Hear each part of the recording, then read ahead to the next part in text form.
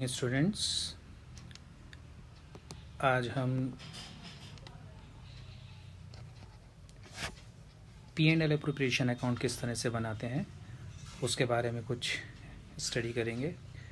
Students, इससे पहले वाले वीडियो में मैंने आपको बताया था कि in the absence of partnership deed हम कुछ पॉइंट्स को अकाउंट्स बनाते समय किस तरह से कंसीडर करेंगे।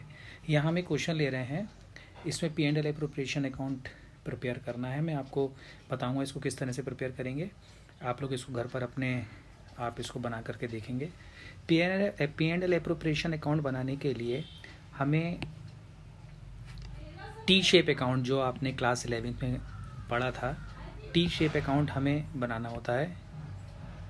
ये T shape account P&L appropriation account हमें प्रिपेयर करना है।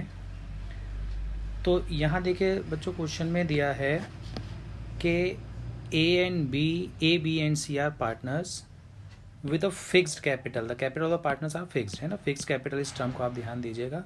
कैपिटल उनकी फिक्स्ड है, that is 1 lakh, 2 lakh, 3 lakh respectively.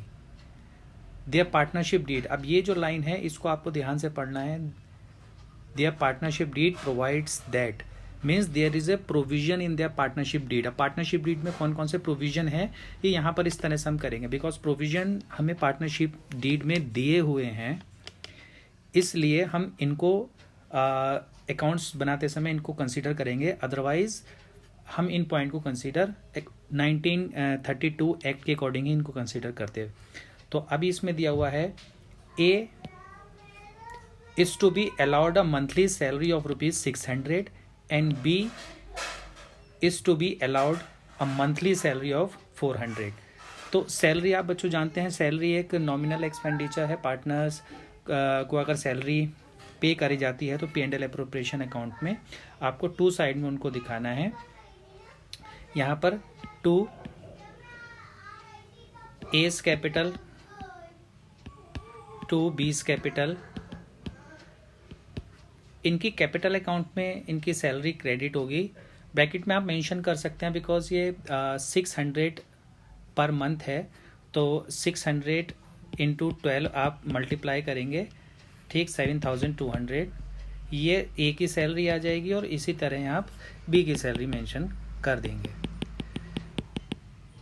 B की सैलरी 400 पर मंथ है, मल्टीप्लाइड बाय 12 करके पूरे ईयर की सैलरी, ये दोनों की सैलरी आप यहाँ मेंशन करेंगे।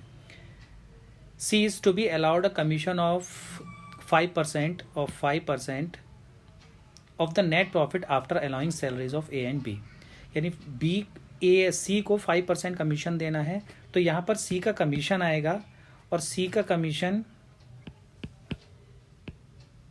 का जो कमीशन हमें कैलकुलेट करना है वो आफ्टर, ये जो टर्म दी हुई है after allowing salaries of A and B। तो आप देखिए बच्चों, अगर आप ये वाला पॉइंट पढ़ें, the net profit of the year ending 31 March 2014 amounted to ₹1,72,000। तो 1,72,000 आप डायरेक्ट इसका 5% नहीं निकालेंगे, बिकॉज इसमें से सबसे पहले हमें माइनस करनी होगी ए और बी की सैलरी। तो माइनस ए की सैलरी कितनी हमने कैलकुलेट की थी, 600 इंटू 12, 7,200, ये माइनस करोगे आप। फिर माइनस 400 इंटू 12, 4,800। जो अमाउंट बचेगी आपकी उसका आपको 5%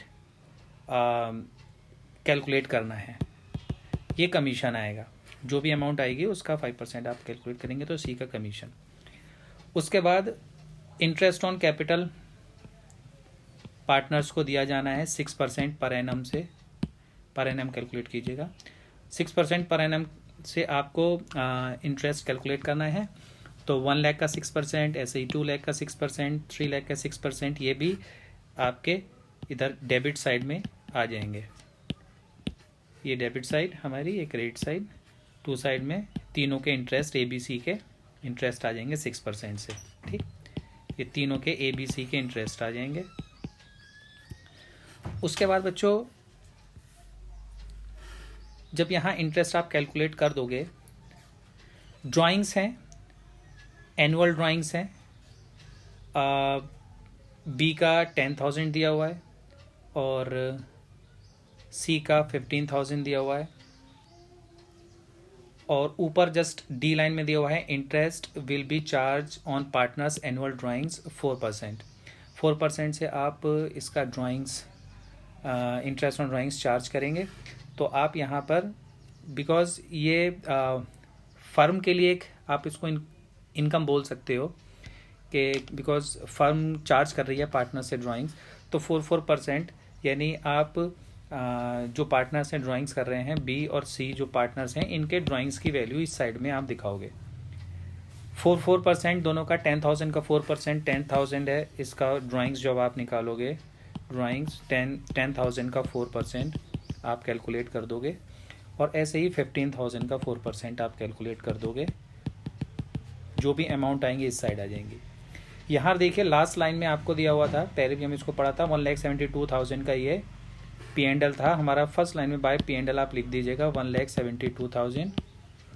उसके बाद आपने क्या करना है, इस साइड का टोटल करना है, ये वाली साइड, ठीक, इधर की साइड का टोटल करना है। इस साइड से ये सारे आप इनकम से सारे एक्सपेंडिचर माइनस करेंगे, जो आपका अमाउंट आएगा वो प्रॉफिट होगा।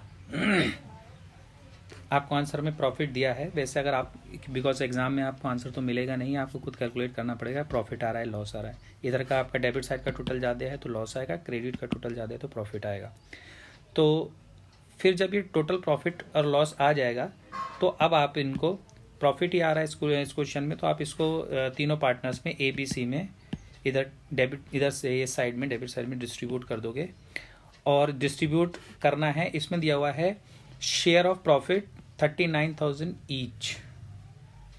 39,000 ईच मीन्स तीनों का रेशो जो है इक्वल है। अब क्वेश्चन में तो इक्वल दिया नहीं है, ए बी सी जो आपको दे रखा है रेशो A/B/C, ये इक्वल दिया हुआ है। तो इक्वल मतलब क्वेश्चन में नहीं दिया हुआ है, इक्वल आपको करना है। उसका रीज़न ये है कि इस क्वेश्चन में रेशो के लिए कुछ मेंशन नहीं है कि पार्टनर्स किस तरह से प्रॉफिट या लॉस को डिस्ट्रीब्यूट करेंगे। और हमने आपको इससे पहले वाली वीडियो में बताया था कि अगर क्वेश्चन में आपको इस तरह से दिया है कि पार्टनरशिप डीड साइलेंट है, मैंने आपको 6 पॉइंट्स बताए थे, उसमें एक रेशो का भी था। सबसे पहले रेशो ही था कि रेशो फिर इक्वली आप जो भी इक्वल हो जाएगा रेशो, तो प्रॉफिट और लॉस होगा इक्वली डिस्ट्रीब्यूट होगा। क्योंकि पार्टनर्स के बीच में अगर कोई किसी पॉइंट को लेकर एग्रीमेंट नहीं होता है या पार्टनरशिप डीड उनकी साइलेंट होती है, तो उस कंडीशन में इंडियन पार्टनरशिप एक्ट 1932 के रूल्स लगाते हैं और उसके अकॉर्डिंग प्रॉफिट इक्वली डिस्ट्रीब्यूट होगा। तो यहाँ आपका प्रॉफिट आ जाएगा। तो बच्चों इस क्वेश्चन को आपको प्रैक्टिस करना है। आप वीडियो पॉज करके पहले क्वेश्चन को अच्छी तरह से देख लीजिएगा, प्रैक्टिस कीजिएगा, फिर उसके बाद क्वेश्चन का आंसर आपको इस तरह से